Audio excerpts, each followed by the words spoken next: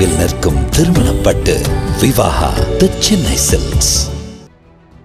பிரதமர் நரேந்திர மோடி பிப்ரவரியில் தமிழகம் வர உள்ளதாகவும், அப்பொழுது ராமேஸ்வரம் பாம்பன் கடலில் கட்டப்பட்டு வரும் புதிய ரயில் பாலத்தை அவர் திறந்து வைக்க வாய்ப்பிருப்பதாகவும் தகவல் வெளியாகியுள்ளது. ராமநாதபுரம் மாவட்டம் ராமேஸ்வரத்துக்கு செல்லும் பாம்பன் கடலின் நடுவே உள்ள 105 ஆண்டுகள் பழமை வாய்ந்த ரயில் பாலம் இருக்கிறது. இந்த பாலத்தின் அருகிலேயே ரூபாய் 550 கோடி செலவில் புதிதாக ரயில்வே மேம்பாலம் கட்டும் பணி கடந்த 4 ஆண்டுகளுக்கு மேலாக நடந்து வருகிறது.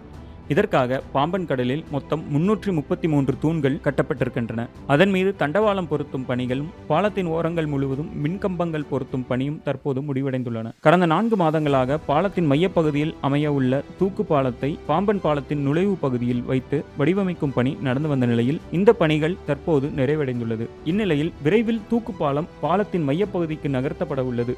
அதன்பின் மையப்பகுதியில் அந்த தூக்கு பாலம் பொருத்தப்பட்டு பாலத்தின் பணிகள் நிறைவு செய்யப்பட உள்ளது. இதுகுறித்து பாம்பன் பாலத்தில் ரயில் பாலம் கட்டி வரும் ரயில்வே கட்டுமான நிறுவனத்தின் அதிகாரி ஒருவர் ஊடகத்துக்கு அளித்த பேட்டியில், பாம்பன் கடலில் கட்டப்பட்டு வரும் புதிய ரயில் பாலத்தின் பணி விறுவிறுப்பாக நடைபெற்று வருகிறது. தூக்கு பாலத்தின் பணிகள் நிறைவு பெற்றுவிட்டது.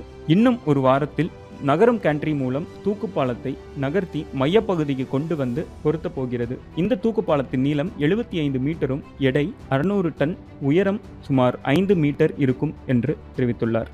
இதனை இயக்குவதற்கு கடலுக்குள் பல்வேறு தொலைத்தொடர்பு சாதனங்கள் வைக்கப்பட்டிருப்பதாகவும், ஆபரேட்டர் அறை ஒன்று கட்டப்பட்டிருக்கிறது என்றும், பாலத்தின் பணிகளை விரைந்து முடிக்க ரயில்வே துறை உத்தரவிட்டுள்ளது என்றும் குறிப்பிட்டுள்ளார். இதனிடையே பாஜகவை சேர்ந்த முரளிதரன் கூறுகையில், பிரதமர் நரேந்திர மோடி பிப்ரவரியில் தமிழகம் வருவதாகவும், அப்போது பாம்பன் கடலில் கட்டப்பட்டு வரும் புதிய பாலத்தை அவர் திறந்து வைக்க வாய்ப்பிருப்பதாகவும் தகவல் வெளியாகியுள்ளது என்று அவர் கூறியுள்ளார். இது குறித்த அதிகாரப்பூர்வ தேதி எப்போது என்பது இன்னும் ஓரிரு வாரங்களில் தெரிந்துவிடும் என்றும் அவர் தெரிவித்துள்ளார்.